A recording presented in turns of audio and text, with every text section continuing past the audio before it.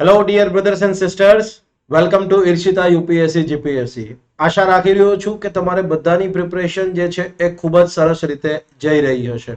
તમને બધાને વિદ્યાર્થી મિત્રો ખ્યાલ હશે જ કે 15 તારીખે આપણો ઇન્ડિયન ઇકોનોમી એન્ડ પ્લાનિંગનો કોર્સ જે છે એ લોન્ચ થવાનો છે અને એ કોર્સના ડેમો લેક્ચર સ્વરૂપે તમને આ બધા લેક્ચર્સ જે છે એ આપવામાં આવી રહ્યા છે. આ અગાઉ આપણે એમ કહી શકાય કે 2-3 ડેમો લેક્ચર્સ ઓલરેડી જોઈ ગયા છે, જેની લિંક મેં ડિસ્ક્રિપ્શન બોક્સમાં આપી દીધી છે. આ સિવાય એમ કહી શકાય કે આપણે કેન્દ્રીય બજેટ, ગુજરાત બજેટ, એના સંપૂર્ણ લેક્ચર્સ જે છે એ આપણી ચેનલ પર ઉપલબ્ધ છે. એની લિંક પણ ડિસ્ક્રિપ્શન બોક્સમાં આપી દીધી છે.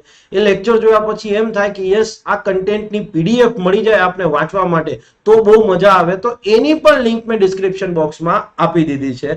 અને બહુ વિનમ્રતા સાથે જણાવીશ કે હું જે કંઈ પણ ભણાવું છું એમાંથી જીપીએસસી ની એક્ઝામમાં શું શું નીકળે છે, હું એમ નથી કહેતો મારામાંથી નીકળે છે, પણ જીપીએસસી જે એના આકાંક્ષી વિદ્યાર્થીઓ પાસેથી અપેક્ષા રાખે છે એ મુજબ હું પ્રિપરેશન કરાવું છું. યસ, તો આ વસ્તુના પ્રૂફ પણ મેં તમને નીચે ડિસ્ક્રિપ્શન બોક્સમાં લિંક ફોર્મમાં આપી દીધા છે. ચલો, આજે આપણે ડિસ્કસ કરીશું નેશનલ ઇન્કમ એકાઉન્ટિંગ, રાષ્ટ્રીય આવકની ગણતરીનું ચેપ્ટર. આ ચેપ્ટર એમ કહી શકાય કે ખૂબ મહત્વનું અને એમ કહી શકાય કે ખૂબ કોમ્પ્લિકેટેડ, જટિલ ચેપ્ટર છે કે વિદ્યાર્થીઓના આ ચેપ્ટરમાં પ્રશ્ન ખોટા પડવાની સંભાવના સૌથી વધારે છે.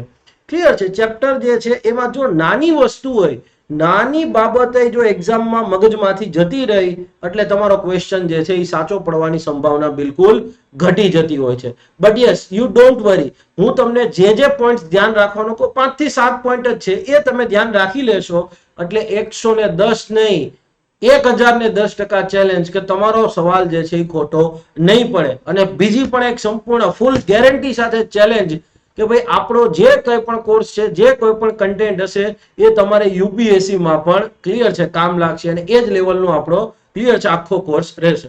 ચલો, રાષ્ટ્રીય આવકની ગણતરીની વાત કરીએ. ઓકે, જો તમે આપણી વ્યક્તિગત આવકની વાત કરતા હોય તો સિમ્પલી માણસને એક એના પગારમાંથી આવક આવતી હોય, બીજું એ નાનું મોટું કાંઈ ઇન્વેસ્ટમેન્ટ કરતો હોય તો એ આવક થતી હોય, તો એ બધી વસ્તુઓ શું થાય, એક વ્યક્તિની આવક ગણવી, એક પરિવારની આવક ગણવી, ક્લિયર છે, એ બહુ ઈઝી છે. પણ જ્યારે દેશ લેવલે વાત કરતા હો તો પછી ક્લિયર છે, આવક ગણતરી કઈ રીતે કરશો? શું મારા તમારા જેવા દરેક વ્યક્તિની આવક જે છે એ આપણે ગણી લઈએ તો અને બધાનો સરવાળો કરી દઈએ તો એ રાષ્ટ્રીય આવક ગણાશે? હા, એક સામાન્ય માણસને સમજાવવા માટે ગણી શકાય કે ભાઈ રાષ્ટ્રીય આવક એટલે શું, તો કે મારા તમારા જેવા દેશના તમામ વ્યક્તિઓ છે, દેશના તમામ નાગરિકો છે, એની આવક ભેગી કરી દો એટલે આપણે એને રાષ્ટ્રીય આવક કહી શકીએ. પરંતુ એક સામાન્ય માણસ માટે છે, એક લેમેન માટે છે. પણ જ્યારે તમે ડેપ્યુટી કલેક્ટર અને ડીવાયએસપી બનવાના સ્વપ્ન રાખી રહ્યા હોય ત્યારે તમારે થોડીક એ વસ્તુ ડિટેલમાં સમજવી પણ જરૂરી છે. ક્લિયર છે? તો ચલો, રાષ્ટ્રીય આવકની ગણતરીના પરિપ્રેક્ષમાં આપણે કોઈ જ નવી સ્ટોરી કે સસ્પેન્સ ક્રિએટ ન કરતા સીધું ચેપ્ટર સ્ટાર્ટ કરી દઈએ છીએ, કારણ કે ચેપ્ટરની શરૂઆત જ બહુ સ્ટોરી ફોર્મમાં થાય છે. ઓકે, હું તમને શિક્ષક તરીકે એક વસ્તુ કહીશ કે અમેરિકા વિશ્વની સૌથી મોટી અર્થવ્યવસ્થા છે. તો લોજિકલી તમે એવું સમજી લો કે તમને ખબર નથી તો તમે શું પૂછશો કે સાહેબ તમે શેના આધારે કહી રહ્યા છો, on vote grounds you are saying that US is the largest economy in the world? US વિશ્વની સૌથી મોટી અર્થવ્યવસ્થા છે, એ તમે શેના આધારે કહી શકો છો? જમીન, હું એમ કહીશ કે હું તમને 3 વિકલ્પ આપીશ, એ 3 માંથી એક જે છે એ આન્સર છે. ઓકે, આ 3 વિકલ્પ કયા કયા છે? યુએસ વિશ્વની સૌથી મોટી અર્થવ્યવસ્થા છે, તમે પૂછ્યું શેના આધારે, મેં તમને 3 વિકલ્પ આપ્યા અને કહી દીધું કે આ 3 માંથી એક જ જવાબ છે. પહેલો વિકલ્પ છે જમીન સંસાધન. અહીંયા તમે કહેશો કે સાહેબ આ તો આવશે જ નહીં, કારણ કે જમીન સંસાધનને લઈને તો પુતિન, રશિયા જે છે એ સૌથી મોટો દેશ છે. યસ. સેકન્ડ નંબર પર કદાચ કેનેડા આવે છે. યસ, એ પણ તમને ખ્યાલ હશે જ. ઓકે, હું એમ કહીશ માનવ સંસાધન. અહીંયા તો તમે એમ જ કદાચ કહી દેશો કે સાહેબને ભણાવતા જ નથી આવડતું, કાંઈ માનવ સંસાધનની વાત કરે. માનવ સંસાધનમાં તો ચીન પહેલા નંબર ઉપર છે, ભારત બીજા નંબર ઉપર છે અને થોડાક ટાઈમમાં ચીન પણ આપણી પાછળ રહી જવાનું છે. ક્લિયર છે? કદાચ આ એક જ વસ્તુ છે જ્યાં આપણે ચીનને બહુ ટૂંકા ગાળામાં પાછળ છોડી દઈશું. હું એવું નથી કહેતો કે ચીનને આપણે પાછળ નહીં છોડી શકીએ, પણ બહુ ટૂંકા ગાળામાં ચીનને પાછળ છોડી દઈશું તો એ આ માનવ સંસાધન છે વસ્તીના સંદર્ભમાં, તો અહીંયા પણ જવાબ નહીં આવે. હું ત્રીજું એમ કહીશ કે આર્થિક ઉત્પાદન, ઇકોનોમિક આઉટપુટના આધારે હવે તમને ખબર છે કે ત્રણમાંથી એક જ જવાબ છે, બે વસ્તુ તો તમે ના પાડી ચૂક્યા, તો યસ ત્રીજી વસ્તુ જે છે આર્થિક ઉત્પાદન, એના આધારે યુએસ વિશ્વની સૌથી મોટી અર્થવ્યવસ્થા છે. તો આ સ્ટેટમેન્ટ હવે સાચું બનશે. તો હવે તમારો ક્વેશ્ચન એમ આવશે, તમારી રસ કૌતુક વૃત્તિ એવી જાગશે કે ભાઈ અર્થવ્યવસ્થાનું આર્થિક ઉત્પાદન એટલે શું, અર્થવ્યવસ્થાનું આર્થિક ઉત્પાદન એટલે શું, એવી તમને મગજમાં આવે. તો ચલો, અર્થવ્યવસ્થાનું આર્થિક ઉત્પાદન એટલે શું, એક સામાન્ય માણસને સમજાય એવી ભાષામાં કહીએ તો કે ભાઈ અર્થવ્યવસ્થામાં જે કંઈ પણ ચીજવસ્તુઓનું ઉત્પાદન, સેવાઓનો વિનિમય થાય છે, ક્લિયર છે, એ બધાનું નાણાકીય મૂલ્ય ગણી લ્યો એટલે કહેવાય અર્થવ્યવસ્થાનું આર્થિક ઉત્પાદન. ધારો કે આ કોઈ એક આદર્શ અર્થવ્યવસ્થા એ છે, અર્થવ્યવસ્થા, ક્લિયર છે, ABC. ધારો કે એની અંદર 100 પેનનું ઉત્પાદન થાય છે, 100 પેનનું ઉત્પાદન થાય છે, અને એક પેનની કિંમત જે છે 10 રૂપિયા પ્રતિ પેન, ₹10 પ્રતિ પેન, એવી 100 પેનનું ઉત્પાદન થાય છે, અને ₹20 પ્રતિ નોટબુક, ક્લિયર છે, એવી ધારો કે 50 નોટબુકનું ઉત્પાદન થાય છે.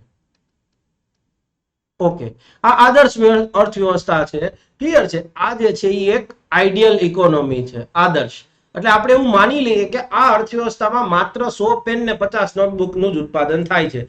તો શું કીધું, અર્થવ્યવસ્થામાં ઉત્પાદન થતી ચીજવસ્તુઓ અને વિનિમય થતી સેવાઓનું નાણાકીય મૂલ્ય, કેટલી ચીજવસ્તુ ઉત્પાદન થઈ, તો 100 પેન ઉત્પાદન થઈ, એનું નાણાકીય મૂલ્ય કીધું છે. તો એક પેનની કિંમત 10 રૂપિયા, તો 100 પેનની કિંમત કેટલી, 100 ગુણ્યા 10, બરાબર છે, તો ₹1000 આવ્યા. પણ અર્થવ્યવસ્થામાં ખાલી પેન નહીં, નોટબુકનું ઉત્પાદન થયું છે. કેટલી નોટબુક, 50 નોટબુકનું ઉત્પાદન થયું છે. એક નોટબુકની કિંમત કેટલી, 20 રૂપિયા, તો અગેન ₹1000. તો આ અર્થવ્યવસ્થામાં માનો કે આદર્શ છે, એટલે ધારો કે પેન ને નોટબુકનું જ ઉત્પાદન થયું, તો આ જેટલી પેન ને જેટલી નોટબુકનું ઉત્પાદન થયું છે, ક્લિયર છે, યસ, એનું નાણાકીય મૂલ્ય કેટલું થાય છે ટોટલ, તો ₹2000 જેટલું થાય છે. તો આપણે એમ કહી શકીએ કે આપણી આ આદર્શ અર્થવ્યવસ્થા ABC જે છે, ABC એનું આર્થિક ઉત્પાદન જે છે એ ₹2000 છે. ઘણા લોકોને મગજમાં ક્લિક થઈ ગયું હશે કે સાહેબ આ તો કઈ જીડીપી જેવી વાત નથી કરતા. યસ વિદ્યાર્થી મિત્રો, રાષ્ટ્રીય આવકનું માપન, રાષ્ટ્રીય આવકની ગણતરી, નેશનલ ઇન્કમ એકાઉન્ટિંગ એ આપણા જીડીપી નું જ ચેપ્ટર છે, પણ માત્ર એમાં જીડીપી નથી આવતો, એમાં બીજી પણ કેટલીક વસ્તુઓ આવે છે, ક્લિયર છે. તો એ બધી વસ્તુ આપણે ભણીશું, ક્લિયર છે. ઓકે, તો અર્થવ્યવસ્થાનું આર્થિક ઉત્પાદન એટલે તમને અહીંયા જોતા એવું લાગે કે ભાઈ હા, જે કંઈ પણ ચીજવસ્તુઓનું ઉત્પાદન થાય, જે કંઈ પણ સેવાઓનો વિનિમય થાય, આ બધાને હું ગણી લઉં અને એના પૈસાનું મૂલ્ય ગણી લઉં એટલે મને અર્થવ્યવસ્થાનું આર્થિક ઉત્પાદન મળી જાય. પણ તમે ધારો છો એટલું ઈઝી પણ નથી. જો તમે ડિટેલમાં જશો, જો તમે ડિટેલમાં જશો, ક્લિયર છે, તો તમને ઘણી બધી વસ્તુઓ જોવા મળશે. પહેલામાં પહેલી વસ્તુ, ધારો કે કોઈ ખેડૂત છે, ધારો કે કોઈ ખેડૂત છે, ખેડૂત એ એના ખેતરમાં ધારો કે 100 કિલો ઘઉંનું ઉત્પાદન કરે છે, 100 કિલો ઘઉંનું ઉત્પાદન, ખેતરમાં 100 કિલો ઘઉંનું ઉત્પાદન થાય છે. હવે એ ખેડૂત એવું કહે છે કે ભાઈ એમાંથી 20 કિલોગ્રામ જે છે 20 kg એ સ્વ વપરાશ માટે રાખે છે, સેલ્ફ કન્ઝમ્પશન.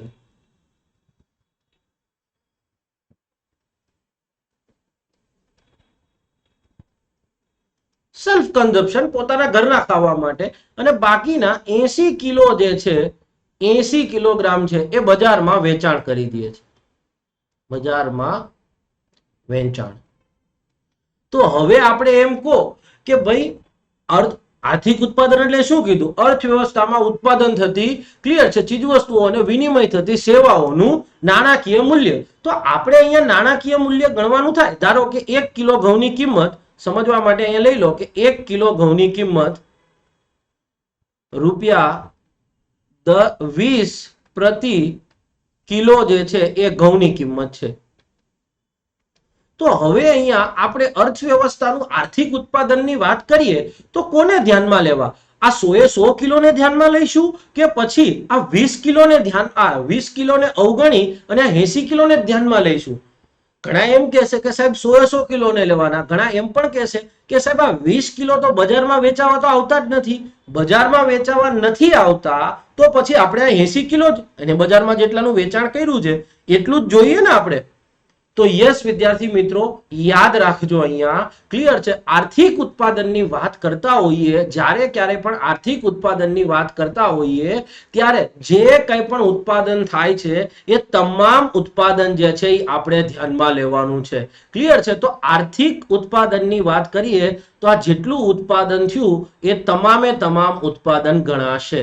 આર્થિક ઉત્પાદન અર્થવ્યવસ્થાના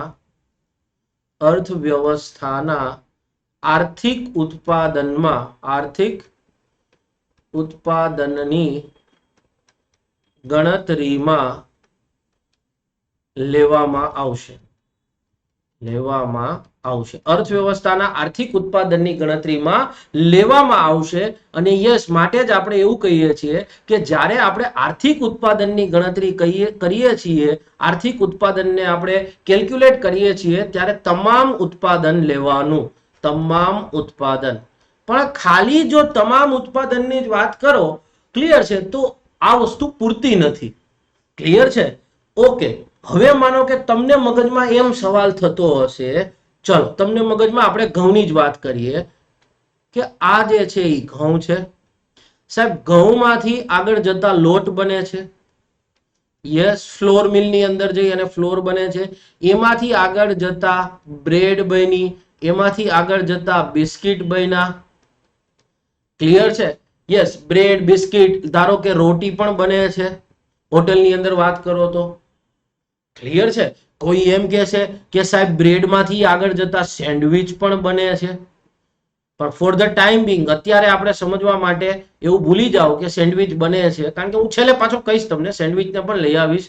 ઘણા પાછા સેન્ડવિચ એન્થુઝિયાસ્ટિક એમ કહેશે કે સાહેબ તમે સેન્ડવિચની હારે અન્યાય કર્યો. ભાઈ મને ભાવે છે, અન્યાય નથી કરતો, પણ જુઓ તમે. તો હવે અહીંયા આપણે ઘઉંનું ઉત્પાદન થયું, એ ઘઉંમાંથી જ લોટ બન્યો અને એ ઘઉંમાંથી જ આ રોટી, બ્રેડ અને બિસ્કિટ બન્યા છે. તો આર્થિક ઉત્પાદનની ગણતરીમાં આપણે કોને ધ્યાનમાં લઈશું? આ ત્રણ વસ્તુને ધ્યાનમાં લઈશું કે પછી એ વસ્તુ જેમાંથી બની છે એવા આ લોટને ધ્યાનમાં લઈશું કે પછી આ લોટ જ જેમાંથી બન્યો છે એ ઘઉંને ધ્યાનમાં લઈશું?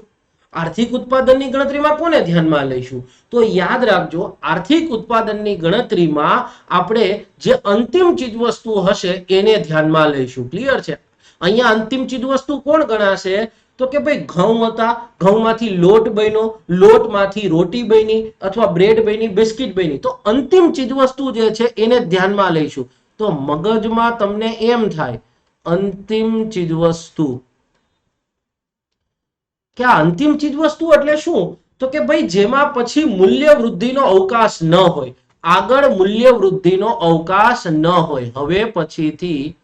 હવે પછી આગળ મૂલ્ય વૃદ્ધિ થવાનો અવકાશ ન હોય. હવે તમને એમ થાય કે આનો મિનિંગ શું? ન હોય. આનો મિનિંગ શું? ઘણાને એમ થતું હશે, કાંઈ વાંધો નહીં, સમજી લઈએ છે. મૂલ્ય વૃદ્ધિનો અવકાશ ન હોય, અરે મૂલ્ય વૃદ્ધિનો અવકાશ ન હોય. ક્લિયર છે. ઓકે, સિમ્પલી તમે એક વસ્તુ વિચાર કરો કે ઘઉં હતા, ઘઉં જે છે એ ખેડૂત પોતાના ખેતરમાંથી ઘરે લેવો, ઘરમાંથી પછી એ વેપારીને વેચશે, એપીએમસી માર્કેટમાં જશે, વેપારી પોતાનું કમિશન લગાડશે. એક વસ્તુ વિચાર કરો, ખેડૂતના ખેતરમાંથી ઘરે આવ્યા, ઘરેથી યાર્ડમાં ગયા તો ટ્રાન્સપોર્ટેશન થયું. હા, ટ્રાન્સપોર્ટેશન થયું. ટ્રાન્સપોર્ટેશન થયા પછી એપીએમસી નો વેપારી એનું કમિશન લગાડી અને એ મિલ જે હશે કે જ્યાં લોટ દળવામાં આવતો હશે એ મિલને આપશે. હવે એ મિલની અંદર કર્મચારીઓ કામ કરતા હશે.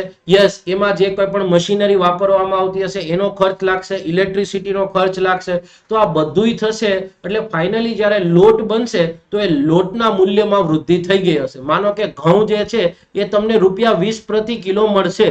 ઘઉં જે છે એ ₹20 પ્રતિ કેજી મળશે, પણ લોટ લેવા જાવ તો 20 પર કેજી મળે? ના, ઘઉંનો લોટ સમજવા માટે ₹50 પર કેજી આપણે રાખી દઈએ છીએ.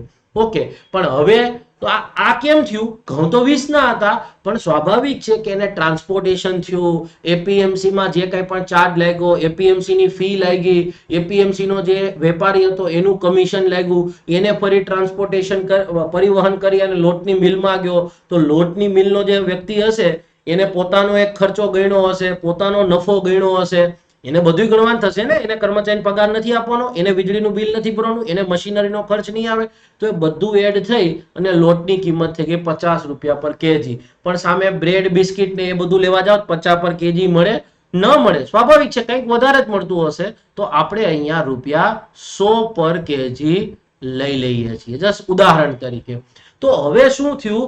તો કે ભાઈ હા, ઘઉંમાંથી મૂલ્ય વૃદ્ધિ થઈ, એનું વેલ્યુ વધી ને, આ +30 થઈ, યસ, અહીંયા +50 થઈ, તો આ જે મૂલ્ય વૃદ્ધિ થઈ, ક્લિયર છે? યસ. તો જ્યાં સુધી મૂલ્ય વૃદ્ધિ થઈ શકે એમ હોય ત્યાં સુધી ગણવાની, મૂલ્ય વૃદ્ધિ પૂરી થઈ જાય એટલે એ ચીજ વસ્તુ અંતિમ ગણાઈ જાય. હવે બ્રેડમાંથી મૂલ્ય વૃદ્ધિ થઈ શકે, બ્રેડની વાત કરો તો યસ, એમાં મૂલ્ય વૃદ્ધિ થાય. ધારો કે સેન્ડવિચ, તો તમારે સેન્ડવિચનું મૂલ્ય ગણવાનું. તો જ્યારે તમે આર્થિક ઉત્પાદનની વાત કરો છો, ક્લિયર છે? આર્થિક ઉત્પાદનની ગણતરી આગળ જતા જેને જીડીપી જ કહેવાના છીએ, તો એવું જ સમજી લો, જીડીપી ની ગણતરી કરતા હો ત્યારે ચીજવસ્તુઓ, કેવી ચીજવસ્તુ તમારે ગણવાની? તો કે યસ, અંતિમ હોય એવી તમામ ચીજવસ્તુઓ, અંતિમ હોય એવી તમામ ચીજવસ્તુઓ. તો ઘણાને એમ થશે કે સાહેબ આ ઘઉંને ગણી લઈએ ન ચાલે? કેમ ન ચાલે? માનો કે તમે ઘઉંને જ ગણશો તો આ જે મૂલ્ય વૃદ્ધિ થઈ એને અવગણી રહ્યા છો, તો તમારું જે વાસ્તવિક ઉત્પાદન હશે એના કરતા ઓછું આવશે. જો તમે લોટને ગણશો તો પણ એવું છે કે આ જે મૂલ્ય વૃદ્ધિ થઈ, ક્લિયર છે, એને તો તમે ગણી નથી રહ્યા. ટ્રાન્સપોર્ટેશનની સેવા આપવામાં આવી, લેબરને ચાર્જ આપવામાં આવ્યો, તો એક પ્રકારની આવક જ આવી ને, દેશમાં રૂપિયો તો ઉભો થયો ને, પણ તમે એ નથી ગણી રહ્યા. સમજણ પડી? તો આર્થિક ઉત્પાદનની ગણતરી કરીએ ત્યારે ચીજવસ્તુમાં હંમેશા અંતિમ હોય એવી તમામ ચીજવસ્તુઓને તમારે સમાવિષ્ટ કરી લેવાની. ક્લિયર થઈ ગઈ વસ્તુ? તો બીજો પ્રશ્ન હવે એમ થતો હશે કે સેવાઓમાં શું? તો યાદ રાખો, સેવાઓ હંમેશા અંતિમ જ હોય. હું અત્યારે ડિજિટલ કોચિંગ આપી રહ્યો છું, તમે ડિજિટલ કોચિંગની સેવા લઈ રહ્યા છો, ધેટ્સ ઓલ. સેવાઓમાં કોઈ જ આ પ્રકારે મૂલ્ય વૃદ્ધિ હોય નહીં. ક્લિયર છે? સેવાઓ જે છે એ હંમેશાને માટે અંતિમ જ હોય છે. ક્લિયર છે? ઓકે, આટલી વસ્તુ તમને લોકોને ખ્યાલ આવી ગયો. હજી કોઈને મગજમાં ખ્યાલ ન આવતો હોય તો એક વસ્તુ કહું તમને. ધારો કે તમે મકાન લેવા જાઓ છો કે દુકાન લેવા જાઓ છો, કોઈ નવું રિયલ એસ્ટેટ પ્રોપર્ટી લેવા જાઓ છો, તો બિલ્ડર તમને એમ કહે છે કે આટલા રૂપિયા તમારા ફ્લેટમાં રેતી વપરાય એના, આટલા રૂપિયા કલર થયો એના, આટલા રૂપિયા મિસ્ત્રી કામના, આટલા રૂપિયા કડિયા કામના, આટલા રૂપિયા લાદીનું મટીરિયલ લેવાના, આટલા રૂપિયા લાદીની મજૂરી, આટલા રૂપિયા જે છે એ તમારા લેટ્સ સે ફોર એક્ઝામ્પલ કિચનની અંદર જે કંઈ પણ વસ્તુ આપવામાં આવી છે એ વસ્તુની કામગીરી. ના, એ તમને આખા ફ્લેટની, આખા ઘરની, આખી દુકાનની જ કિંમત કહે છે. તમે ગાડી લેવા જાઓ છો તો એ ગાડીની આખી એક કિંમત બોલે, જેમ કે આટલા રૂપિયા ટાયરના, આટલા રૂપિયા સાઉન્ડ સિસ્ટમના, આટલા રૂપિયા જે છે એ બાકીની ઇલેક્ટ્રોનિક્સ જે આઈટમ છે અંદર યુઝ થઈ છે એના, આટલા રૂપિયા એન્જિનના, એવું કહે છે. ના, એ આખી કારની જ વેલ્યુ કહે છે. તો કાર જે છે એ તમારી અંતિમ ચીજ વસ્તુનું ઉદાહરણ છે. કારમાં કઈ મૂલ્ય વૃદ્ધિ થઈ? ના. પણ હા, માનો કે કંપની હશે તો કંપનીએ સ્ટીલ લીધું હશે, ટાયર લીધા હશે, એન્જિનનો પાર્ટ્સ બનાવ્યા હશે, ક્લિયર છે, મ્યુઝિક સિસ્ટમ આપી હશે, કવર આપ્યા હશે, સીટ્સ બીટ્સ ને બધું બનાવ્યું હશે, તો યસ, લાઇટિંગ ફિટ કરી હશે. તો કંપની માટે આ બધી વસ્તુઓ શું થશે? ક્લિયર છે, રો મટીરિયલ છે, પણ એને ફાઇનલ ચીજ વસ્તુ. ઓકે, તો હવે તમને ફાઇનલ ચીજ વસ્તુનો ખ્યાલ આવી ગયો હશે. તો જ્યારે તમે આર્થિક ઉત્પાદનની વાત કરો છો તો આર્થિક ઉત્પાદનનો, ક્લિયર છે, હવે ટેકનિકલ જે જીપીએસસી 1-2 ના વિદ્યાર્થીઓને ફોર્મ્યુલા છે એ છે કે આપેલ સમયગાળામાં, આપેલ સમયગાળો શું હોઈ શકે? 1 વર્ષે હોઈ શકે, ત્રિમાસિક ગાળો હોઈ શકે અને 6 મહિનાનો અર્ધવાર્ષિક ગાળો પણ હોઈ શકે. આપેલ સમયગાળામાં અર્થતંત્રમાં ઉત્પાદન થતી તમામ અંતિમ ચીજ વસ્તુઓ, જો લખ્યું છે તમામ અંતિમ ચીજ વસ્તુઓ અને વિનિમય થતી સેવાઓનું નાણાકીય મૂલ્ય એટલે એ જે તે અર્થવ્યવસ્થાનું આર્થિક ઉત્પાદન. સમયગાળો તમે સમજી ગયા છો, તમામનો મિનિંગ એ સમજી ગયા છો અને અંતિમે સમજી ગયા છો. આ આર્થિક ઉત્પાદન એટલે સિમ્પલી એક તમે જેને જીડીપી કહો છો એ જ છે. તો હવે પ્રશ્ન એમ થાય કે સાહેબ આ જીડીપી અને આર્થિક ઉત્પાદનમાં ફરક શું છે? કશું ફરક નથી. ક્લિયર છે? માત્ર એક વસ્તુ જે છે એ જીડીપી ની વ્યાખ્યામાં એડ થશે. શું એડ થશે? તમારી સામે છે. ઓકે, જીડીપી કુલ ઘરેલું પેદાશ. કુલ ઘરેલું પેદાશ જે છે એનો મિનિંગ શું નીકળે જુઓ તો આગળ જે હતું આપેલ સમયગાળામાં ઉત્પાદન થતી તમામ અંતિમ ચીજવસ્તુઓ અને વિનિમય થતી સેવાઓનું નાણાકીય મૂલ્ય. આટલે સુધી તો કોમન જ છે આપેલ સમયગાળાથી. તો આગળ મેં શું લખ્યું છે? દેશના ભૌગોલિક સીમા ક્ષેત્રમાં, દેશના ભૌગોલિક સીમા ક્ષેત્રમાં આપેલ સમયગાળામાં 3 મહિના, 6 મહિના કે 12 મહિના આપેલ સમયગાળામાં ઉત્પાદન થતી તમામ અંતિમ ચીજવસ્તુઓ અને વિનિમય થતી સેવાઓનું નાણાકીય મૂલ્ય એટલે થાય તમારો જીડીપી. તો તમે એમ કહો સાહેબ આપણા દેશની અંદર જે કાંઈ પણ ચીજવસ્તુઓનું ઉત્પાદન થાય છે કેવી અંતિમ હોય એવી, આપણા દેશમાં અંતિમ હોય એવી જેટલી પણ ચીજવસ્તુઓ છે એ બધાને હું ગણી લઉં અને એનું નાણાકીય મૂલ્ય ગણી લઉં અને જે કોઈ પણ સેવાઓનો વિનિમય થાય છે એનું નાણાકીય મૂલ્ય ગણી લઉં તો આપણા દેશનો જીડીપી મળી જાય? હા મિત્રો, જીડીપી મળી જશે. આપણા દેશનો જીડીપી જે છે એ આવી જશે. હવે પ્રશ્ન એ થાય તો આ તમારી જીડીપી ની વ્યાખ્યા છે. તો ભારતનો જીડીપી એટલે શું? તો કે ભાઈ ભારતના 3287,263 ની અંદર 3287,263 ચોરસ કિલોમીટર આપણું ક્ષેત્રફળ છે. તો ભારતમાં 3287,264 ચોરસ કિલોમીટર ની અંદર ક્લિયર છે જે કંઈ પણ તમામ અંતિમ ચીજવસ્તુઓનું ઉત્પાદન થાય છે અને વિનિમય થતી સેવાઓ છે એ બધાની નાણાકીય મૂલ્ય મોનેટરી વેલ્યુ તમે લઈ લો તો એ છે તમારો ભારતનો જીડીપી. Okay, monetary value.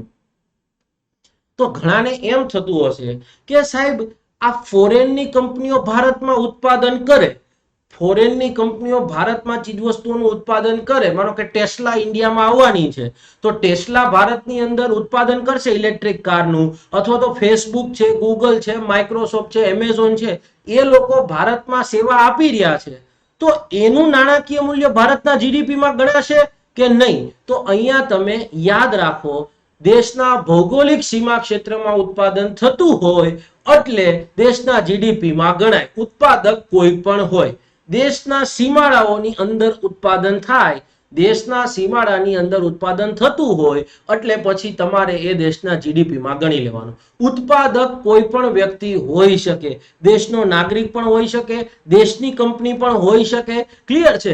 વિદેશી નાગરિક હોય કે વિદેશી કંપની હોય કોઈ ફરક નથી પડતો. ક્લિયર છે? દેશના સીમાડાની અંદર થયું એટલે એ તમારા જીડીપીમાં આવી જાય. જીપીએસસી એક સવાલ પૂછ્યો તો આવો, નીચેના પૈકી કોના દ્વારા કરવામાં આવતું ઉત્પાદન ભારતના જીડીપીમાં ગણાશે અથવા ગણાશે નહીં? આવો કંઈક સવાલ હતો. છોકરાઓ કન્ફ્યુઝ થઈ ગયા હતા કારણ કે સાહેબોએ તો આવું ભણાવ્યું જ નથી. ક્લિયર છે? એમને તો જીડીપી એટલે કહી દીધું કે ભાઈ દેશમાં ઉત્પાદન થતી તમામ ચીજવસ્તુઓ સેવાનું નાણાકીય મૂલ્ય એટલે જીડીપી. પણ આ સમજાવવું પડે કે ભાઈ ભૌગોલિક સીમા ક્ષેત્રમાં ઉત્પાદન થતું, ઉત્પાદક કોઈ પણ હોય. ક્લિયર છે? ઉત્પાદક જે છે યસ દેશનો વ્યક્તિ કે દેશની કંપની, દેશનો નાગરિક, દેશની કંપની કે પછી વિદેશી નાગરિક કે વિદેશી કંપની. કોઈ પણ ઉત્પાદક કોઈ પણ હોય, irrespective of who is a producer or who is a service provider.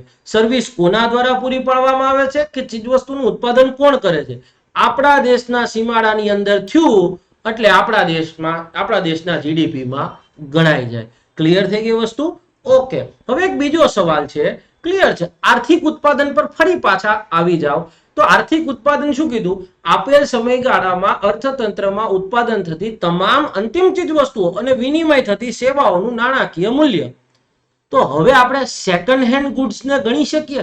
Second hand goods ને આર્થિક ઉત્પાદન કે પછી જીડીપી ની અંદર ગણાય? આર્થિક ઉત્પાદન કે પછી જીડીપી માં ગણાશે?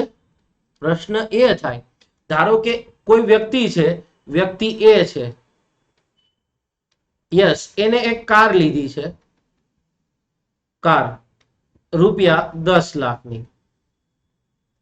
ધારો કે નાણાકીય વર્ષ જે છે એ 2021-22 છે. ચલો, હવે એ વ્યક્તિ જે છે એ સમજવા માટે કાર વેચી દે છે. ધારો કે એ વ્યક્તિ જે છે એ કાર વેચે છે, વેચી દે છે. ધારો કે એ કાર વેચાણ, ઓકે, તો લેટ્સ સે ફોર એક્ઝામ્પલ એ નાણાકીય વર્ષ 2024-25 માં વેચી દે છે, 4 વર્ષ ચલાવે છે અને પછી જે દિવસે ખરીદી છે એ જ દિવસે વેચી દે છે. ચલો, એના બર્થડે દિવસે ખરીદી હતી, એ જ દિવસે વેચી દે છે, એક્ઝેક્ટ 4 વર્ષ પછી. ઓકે, ધારો કે એ વેચાણ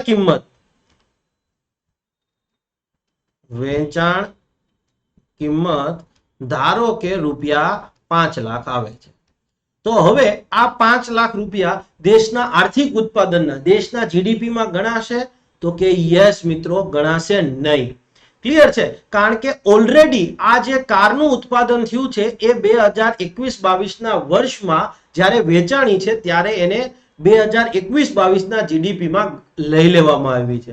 જ્યારે એનું ઉત્પાદન થઈ અને વેચાણ થયું હતું ફાઇનલી, એ વર્ષની અંદર, ક્લિયર છે, એનું નાણાકીય મૂલ્ય જે છે એ જીડીપી માં ગણાઈ ગયું હતું.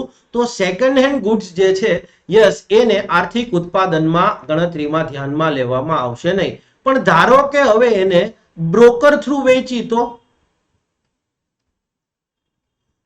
બ્રોકરના માધ્યમથી વેચાણ, ઓકે, કારની વેચાણ કિંમત જે છે એ બધું સેમ છે. વેચાણ કિંમત જે છે એ જ રીતે રૂપિયા 5 લાખ થશે, રૂપિયા 5 લાખ થશે. ક્લિયર છે? યસ, નાણાકીય વર્ષ જે છે એ સેમ 2024-25. પણ અહીંયા જે છે, યસ, આ વ્યક્તિની બ્રોકરેજ જે છે એ લાગી જાય છે. ધારો કે બ્રોકરેજ જે છે, યસ, એ રૂપિયા 50,000 છે.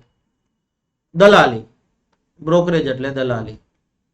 ઓકે, આને હું અહીં લખી નાખું કે દલાલી સહિત રૂપિયા 50,000 ની દલાલી સહિતની કિંમત છે. એટલે તમે કન્ફ્યુઝ ના થાવ. તો અહીંયા આ 4.5 લાખ રૂપિયા નહીં ગણાય, પણ આ 50,000 રૂપિયા દલાલી સેવા થઈને, સર્વિસ થઈ. તો યસ, એ દલાલી જે છે એ 2024-25 ના વર્ષનું આર્થિક ઉત્પાદન, 2024-25 ના વર્ષનો જીડીપી ગણીએ ત્યારે આ દલાલી જે છે એ ગણાશે, કારણ કે નવી સેવા થઈને. યસ, તો 2024-25 ના જીડીપી માં આ 50,000 રૂપિયા જે છે એ ગણાઈ જશે, કારણ કે એક નવી સેવા છે. ક્લિયર થઈ ગઈ વસ્તુ? તો આ હતી તમારી જીડીપી ની વાત. આનાથી વિશેષ કોઈ વસ્તુ તમારે જીડીપી માં નથી કરવાની. યસ, જીડીપી પછી આગળ જતા જીએનપી નો કોન્સેપ્ટ આવે છે, એનએનપી નો કોન્સેપ્ટ આવે છે, એનડીપી નો કોન્સેપ્ટ આવે છે. આ બધી વસ્તુ આપણે ભણીશું મેઇન કોર્સ ની અંદર. ક્લિયર છે? હજી તમને ખૂબ જ ઇન્ટરેસ્ટિંગ વાત કરવા જઈ રહ્યો છું. તમને ખબર છે કે જીડીપી ની અથવા તો રાષ્ટ્રીય આવકની ગણતરીની વાત કરીએ, દેશનો જીડીપી ની ગણવાનો હોય ત્યારે એની અલગ અલગ 3 મેથડ છે. આવક પદ્ધતિ, ખર્ચ પદ્ધતિ, okay, income method, expenditure method અને product method, IEP. Income, product, expenditure. Income આવક, પ્રોડક્ટ પેદાશ અને એક્સપેન્ડિચર ખર્ચ પદ્ધતિ. ક્લિયર છે? આવક પદ્ધતિ, ખર્ચ પદ્ધતિ અને પેદાશ પદ્ધતિ. હવે એનો સવાલ આ વખતે જીપીએસસી એ મૂક્યો હતો. હવે જે છોકરાઓ બિચારા ગોખણપટ્ટી કરાવવાળા સાહેબોના વિદ્યાર્થી હોય, એમાં વિદ્યાર્થીનો વાંક નથી, પણ સાહેબોને જ ખબર નથી પડતી. એ પોતે એક્ઝામમાં બેઠા છે, એમને જ ખોટો પડ્યો છે સવાલ, તો બિચારા વિદ્યાર્થીઓનો કઈ રીતે સાચો પડે? અઠે ઘટે સાચો પડે. અને અમારા અનએકેડમી વાળા છોકરાઓના બધાનો સવાલ સાચો પડ્યો, કારણ કે મેં એમને બહુ સિમ્પલ એક્ઝામ્પલ થી આ કોન્સેપ્ટ સમજાવી દીધો હતો. ઓકે, એ જ કોન્સેપ્ટ તમને સમજાવવા જઈ રહ્યો છું. ખૂબ જ ઈઝી. જીડીપી ની ગણતરી કરવાની અલગ 3 પદ્ધતિ છે. આ 3 ને આપણે આપણા કોર્સમાં ડિટેલમાં સમજીશું, પણ અહીંયા એને એકદમ સરળ રીતે જો સમજવી હોય, એકદમ સરળ રીતે, તો સાવ એટલે સાવ સરળતાથી સમજી શકાય છે. ચલો એક ઉદાહરણ લઈએ. ક્લિયર છે? મને કેટલુંક આવડે છે થોડુંક તમે જોઈ લ્યો. તો હવે એક નવો કન્સેપ્ટ છે, આપણે નવો કન્સેપ્ટ ઇન ધ સેન્સ વર્ષોથી જે કન્સેપ્ટ, પણ એક કન્સેપ્ટ છે ઉત્પાદનના સાધનો. અર્થતંત્રની અંદર ઇકોનોમિક્સ, ક્લિયર છે, અર્થશાસ્ત્રની અંદર, ક્લિયર છે, ઉત્પાદનના સાધનોનો એક નવો કોન્સેપ્ટ છે, ફેક્ટર્સ ઓફ પ્રોડક્શન. આ જ વસ્તુ તમને ક્લિયર છે બેલેન્સ ઓફ પેમેન્ટનો લેક્ચર છે એમાં પણ કામ આવશે. એમાં પણ એક જગ્યાએ કોન્સેપ્ટ સમજવાનો થશે. ક્લિયર છે? નેક્સ્ટ ડેમો એનો છે, તો અત્યારે આ ધ્યાનમાં રાખી લેજો તો જ ખબર પડશે. ક્લિયર છે? ઓકે, તો ચલો તમે એક વસ્તુ વિચાર કરો. ક્લિયર છે કે કોઈ પણ વસ્તુનું તમારે ઉત્પાદન કરવું છે. ધારો કે તમારે મોબાઈલનું ઉત્પાદન કરવાની ફેક્ટરી બનાવવી છે, કે પછી તમારે સોફ્ટવેરની, ક્લિયર છે, સોફ્ટવેરની સેવા પૂરી પાડતી હોય એવી કંપની બનાવવી છે. શું કીધું? મોબાઈલનું ઉત્પાદન કરતી હોય એવી ફેક્ટરી નાખવી છે, કાં તો પછી તમારે સોફ્ટવેરની આખી કંપની નાખવી છે. તો શું જોઈએ તમારી પાસે શું જોઈએ? તો પહેલા તો કહેશો સાહેબ પૈસા જોઈએ. અને ઘણા એમ કે છે કે સાહેબ પૈસા હોય પણ જીગર જોઈએ.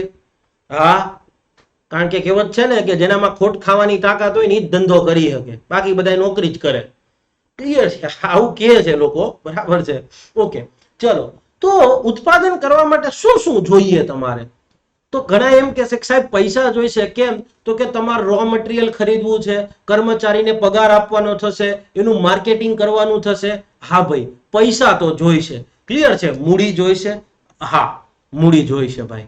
તો મૂડી તમે કદાચ ક્યાંથી લાવશો? તો કે સ્વાભાવિક છે બેંક પાસેથી લોન લેશો. મૂડી જે છે એ ક્યાંથી લાવશો? તો કે ભાઈ બેંક પાસેથી લોન લેશો. બીજો એમ કે છે કે માત્ર ને માત્ર પૈસા હશે તો નહીં થાય ભાઈ, સ્ટાફે જોઈશે ને. મોબાઈલની ફેક્ટરી નાખવી છે તો એમાં મોબાઈલને એસેમ્બલ કરવા માટેની ચીપ એક જગ્યાએથી ગોઠવવા માટે, એને સ્ક્રીનને એસેમ્બલ કરવા માટે, બધું કરવા માટે, પછી મોબાઈલને પેકેટ આખું પેક કરવા માટે સ્ટાફ તો જોઈશે. હા, તો એમાં લેબરથી લઈ, એન્જિનિયરથી લઈ, પ્રોજેક્ટ મેનેજર, આખી ફેક્ટરીનું મેનેજમેન્ટ કરી શકે એવા બધા સ્ટાફ જોઈશે. હા, તો કે ભાઈ શ્રમ જોઈશે. લેબરની અંદર અહીંયા શ્રમિકથી માંડી, એન્જિનિયરથી માંડીને, મેનેજરથી માંડીને સીઈઓ સુધી બધા આવી ગયા. પણ ફરક શું હોય? જે મજૂર હોય એને દિહાડી મળે, મહેનતાણું મળે, એન્જિનિયર અને મેનેજરને પગાર મળે, અને સીઈઓ ને પેકેજ મળે. તો કોક મારા જેવો દોડ્ડાયો એમ કે ભાઈ માત્ર મૂડી હશે, બરાબર છે, પૈસા હશે તો નહીં થાય. તમારે મોબાઈલનું ઉત્પાદન કરવું હશે તો ક્યાંક ફેક્ટરી તો નાખવી પડશે ને.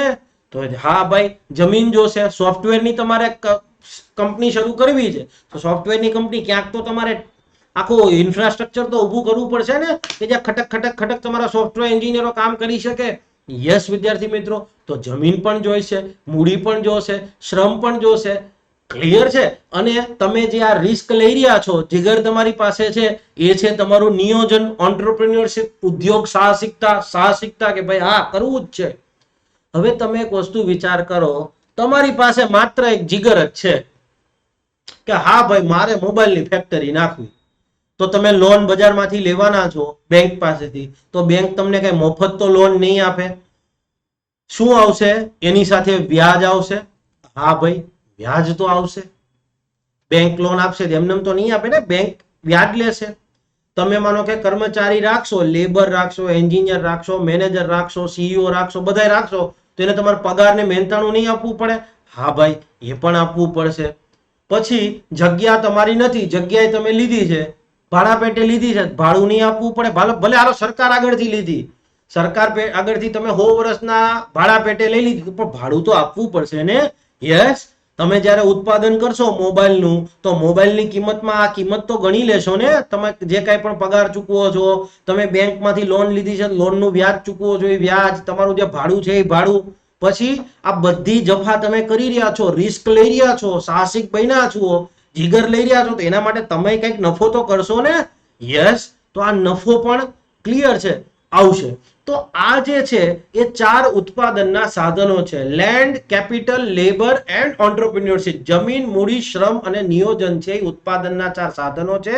અને આ જે કંઈ પણ વસ્તુ છે, ભાડું, વ્યાજ, મહેનતાણું, નફો, ક્લિયર છે, એ ઉત્પાદનના સાધનો સાથે સંકળાયેલી આવક છે. જો ઉત્પાદનનું સાધન જમીન છે તો એની સાથે સંકળાયેલી કિંમત ભાડું છે. ઓકે, આટલે સુધીની તો વાત ક્લિયર થઈ ગઈ. હવે એક વસ્તુ વિચાર કરો, તમે જે કર્મચારીને મજૂરને કે એન્જિનિયરને કે પ્રોજેક્ટ મેનેજરને જે કંઈ પણ પગાર આપશો એ એના માટે તો આવક જ થશે.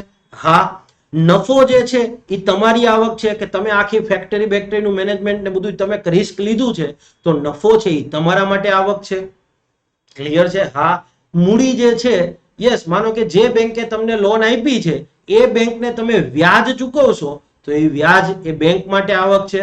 અને જેની જમીન તમે ભાડા પેટે લીધી છે, સરકાર છે કે કોઈ ખાનગી વ્યક્તિ છે, ક્લિયર છે, તો એની જમીન ઉપર એને જે તમે ભાડું ચૂકવશો એ એની આવક થશે. હા, તો એમ કહી શકાય કે ઉત્પાદનના સાધનો સાથે સંકળાયેલ કિંમત જે છે એ જે તે ઉત્પાદનના સાધન માટે આવક ગણાશે. ઉત્પાદનના સાધન સાથે સંકળાયેલી કિંમત જે છે, યસ, એ ઉત્પાદનના સાધન માટે શું ગણાશે? તો કે ભાઈ આવક ગણાશે. Okay, yes. હવે તમે એક વસ્તુ વિચાર કરો, તમે મોબાઈલની ફેક્ટરીમાં ઉત્પાદન શરૂ કર્યું, તમે માર્કેટમાં વેચવા નથી જતા, તમે સમજી લો મોબાઈલ હજી તમારો માર્કેટમાં વેચાવા નથી આવ્યો, તો મોબાઈલની જે પડતર કિંમત થશે એમાં તો આ ચાર કિંમત જ આવશે ને. મોબાઈલની જે પડતર કિંમત હશે એમાં ચાર કિંમત જ આવશે. માર્કેટમાં વેચાવા જશે પછી એની અંદર ટેક્સ આવશે, સબસિડી જો આવતી હશે તો સબસિડી આવશે, તો ટેક્સ એડ થઈને આવે ને. મોબાઈલ 10,000 રૂપિયાનો હોય તો જીએસટી 18% ગણી લ્યો, તો 10,000 18% જીએસટી એટલે 1,800 રૂપિયા જીએસટી, મોબાઈલની કિંમત થઈ ગઈ 11,800. પણ 10,000 રૂપિયા તો પડતર કિંમત થઈ જે તે વ્યક્તિને, તો એના ફેક્ટરીના ગેટ ઉપર માલ વેચાવા નથી આવતો, ફેક્ટરીના ગેટ ઉપર પહોંચે છે ત્યાં સુધીની પડતર કિંમતમાં તો આ ચાર કિંમત જ આવશે: ભાડું, વ્યાજ, મહેનતાણું અને નફો. ઓકે, હા, ટેક્સ તો પછી લાગશે ને. તો હવે ધારો કે આપણે એક કાલ્પનિક ઉદાહરણ લઈએ. આ લેટ્સ સે ફોર એક્ઝામ્પલ તમારી ફેક્ટરી છે, એક આદર્શ અર્થવ્યવસ્થા. અગેન આદર્શ અર્થવ્યવસ્થા ખૂબ જ ઇન્ટરેસ્ટિંગ વસ્તુ છે, એટલો ઈઝી કોન્સેપ્ટ છે. આદર્શ અર્થવ્યવસ્થા એબીસી, યસ, એની અંદર ધારો કે એક ફેક્ટરી છે, એક ફેક્ટરી, ક્લિયર છે, XYZ. ઓકે, એ મોબાઈલનું ઉત્પાદન કરે છે, મોબાઈલનું ઉત્પાદન કરે છે. તો મોબાઈલનું ઉત્પાદનની પડતર કિંમત, ઓકે, આ પડતર કિંમત જે છે, યસ, એ આ ચાર સાથે જ આવે છે. ધારો કે ભાડું જે છે એ લેટ્સ સે ફોર એક્ઝામ્પલ 2,000 રૂપિયા છે, વ્યાજ જે છે એ ધારો કે 3,000 રૂપિયા છે, ક્લિયર છે. મહેનતાણું જે છે એ ધારો કે લેટ્સ સે ફોર એક્ઝામ્પલ અહીંયા રો મટીરિયલની બધી કોસ્ટ આવી જાય એવું સમજી લઈએ છીએ, તો ધારો કે 3 ને 2 5 અને 4,000 બીજા, ધારો કે અહીંયા પગાર ચૂકવવાનો થાય છે, રો મટીરિયલની કોસ્ટ ને બધું અહીંયા આવી જશે. ઓકે, તો અને 1,000 રૂપિયા એ પોતાનો પ્રોફિટ રાખે છે. તો ઓવરઓલ આ બધાનું મૂલ્ય કેટલું થશે? ઓવરઓલ ગણતરી કરશો તો આ મોબાઈલની પડતર કિંમત જે છે, ક્લિયર છે, એ કેટલી આવી? 10,000 રૂપિયા આવી. હા, મોબાઈલની પડતર કિંમત જે છે એ રૂપિયા 10,000 આવી. આને તમે સરળ ભાષામાં પડતર કિંમત કહો છો, પણ એકચ્યુઅલી ઇકોનોમિક્સની ભાષામાં આને કહેવાય ફેક્ટર કોસ્ટ. ઇકોનોમિક્સની ભાષામાં આને શું કહેવાય? ફેક્ટર કોસ્ટ, સાધન કિંમત, સાધન કિંમત, ફેક્ટર કોસ્ટ. ક્લિયર છે? યસ, જેને તમે સામાન્ય ભાષામાં પડતર કિંમત કહો છો, ક્લિયર છે, એને ઇકોનોમિક્સની ભાષામાં આપણે ફેક્ટર કોસ્ટ કહીએ છીએ, કે ઉત્પાદનના ચાર સાધનો સાથે સંકળાયેલી જે કિંમત છે, ક્લિયર છે, એ છે તમારી ફેક્ટર કોસ્ટ. ઓકે, વાત થઈ ગઈ. હવે એવું સમજો કે આ આદર્શ અર્થવ્યવસ્થા છે, એમાં ફેક્ટરી XYZ છે જેમાં મોબાઈલનું ઉત્પાદન થાય છે, અને હવે આપણે હજી એક આગળ તરફ જઈએ, એક જ મોબાઈલનું ઉત્પાદન થાય છે, માત્ર એક જ મોબાઈલનું, એક મોબાઈલનું ઉત્પાદન થાય છે. તો હવે આપણે આર્થિક ઉત્પાદન ગણવું હોય, આ આદર્શ અર્થવ્યવસ્થા એબીસી નું આર્થિક ઉત્પાદનની ગણતરી કરીએ. આદર્શ અર્થવ્યવસ્થા XYZ, સોરી, આદર્શ અર્થવ્યવસ્થા એબીસી છે, યસ.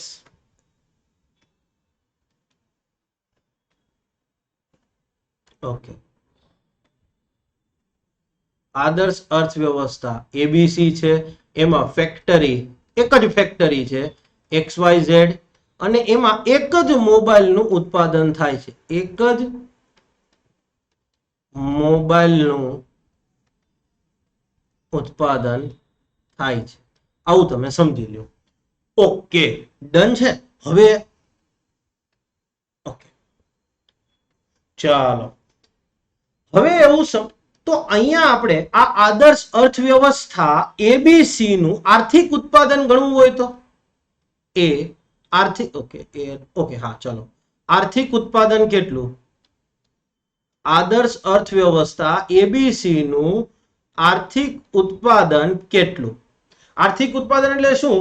તો કે અર્થવ્યવસ્થામાં ઉત્પાદન થતી તમામ અંતિમ ચીજ વસ્તુ, મોબાઈલ અંતિમ ચીજ વસ્તુ છે, એમાં પછી કઈ મૂલ્ય વૃદ્ધિ ના થાય, તો આર્થિક ઉત્પાદન ઇકોનોમિક આઉટપુટ, ઓકે, ઉત્પાદન ગણવું હોય તો કેટલું થાય? તો કે કેટલી વસ્તુનું ઉત્પાદન થયું છે? મોબાઈલનું. કેટલા મોબાઈલનું ઉત્પાદન થયું છે? તો કે એક જ મોબાઈલનું. તો એનું નાણાકીય મૂલ્ય કેટલું આવે છે? 10,000 રૂપિયા આવે છે. યસ, ઓકે, એક જ મોબાઈલ, ઓકે, એની નાણાકીય વેલ્યુ, મોનેટરી વેલ્યુ કેટલી છે? તો કે રૂપિયા 10,000. ઓકે, ડન થઈ ગઈ. હવે વાત કરીએ, લેટ સે ફોર એક્ઝામ્પલ બી. ઓકે, હવે અહીંયા તમે એક વસ્તુ સમજો, આ 4,000 રૂપિયા છે, યસ, એ જે તે શ્રમિક માટે આવક ગણાશે. હા, મેં તમને ઓલરેડી કહી દીધું કે ઉત્પાદનના સાધન સાથે સંકળાયેલી કિંમત જે છે એ જે તે ઉત્પાદનના સાધન માટે આવક ગણાશે. યસ, આ 1,000 રૂપિયા જે છે એ નિયોજક માટે આવક ગણાશે.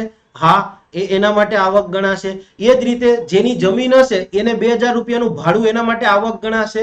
હા, તો ઉત્પાદનના સાધનો છે એની કુલ આવક કેટલી? અહીંયા ઉત્પાદનના સાધનો જે છે, ઉત્પાદનના સાધનોની કુલ આવક, ઇન્કમ કેટલી? ઓકે, તો લેટ સે ફોર એક્ઝામ્પલ ઉત્પાદનના સાધનો કોણ કોણ છે? તો કે જમીન, મૂડી, શ્રમ, નિયોજન. જમીન પ્લસ મૂડી, ક્લિયર છે, પ્લસ શ્રમ અને પ્લસ નિયોજન. ક્લિયર છે? આ ચારે ચારની આવક. જમીન સાથે ભાડું તો કે 2,000 રૂપિયા છે. ક્લિયર છે? મૂડી સાથે સંકળાયેલી કિંમત તો કે 3,000 રૂપિયા છે. વ્યાજ, ઓકે. લેટ સે શ્રમ સાથે સંકળાયેલી કિંમત તો કે 4,000 રૂપિયા છે. અને ઓન્ટરપ્રિન્યોર્સ જે નિયોજક છે એનો નફો 1,000 રૂપિયા છે. તો આ ટોટલ કોસ્ટ કેટલી આવી? રૂપિયા 10,000 આવી. હા, આવી. ઇકોનોમિક્સની અંદર ત્રીજો એક કોન્સેપ્ટ છે, સોરી, ઇકોનોમિક્સની અંદર એક કોન્સેપ્ટ બીજો પણ છે, એ છે પેદાશનો, પ્રોડક્ટ. ઇકોનોમિક્સમાં એક કોન્સેપ્ટ બીજો પણ છે, એ છે પ્રોડક્ટ, પેદાશ.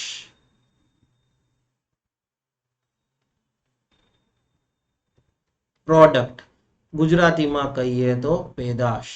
એનું એક સૂત્ર છે. પ્રોડક્ટનું સૂત્ર શું છે? Number of goods or services, ચીજવસ્તુ કે સેવાઓની સંખ્યા, number of goods or services, ચીજવસ્તુ કે સેવાની સંખ્યા ગુણ્યા બરાબર છે કોસ્ટ પર ગુડ્સ ઓર સર્વિસીસ. ક્લિયર છે? ચીજવસ્તુ કે સેવાની સંખ્યા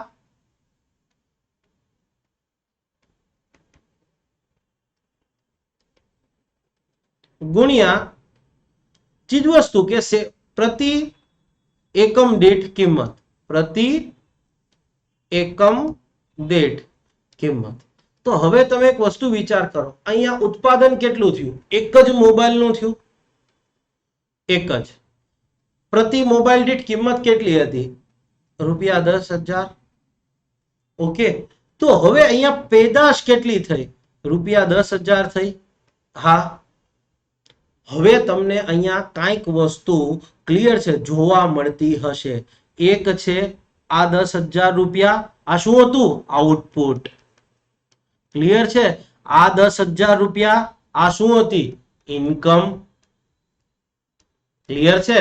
અને આ 10,000 રૂપિયા તો આ શું છે? તો કે ભાઈ પ્રોડક્ટ.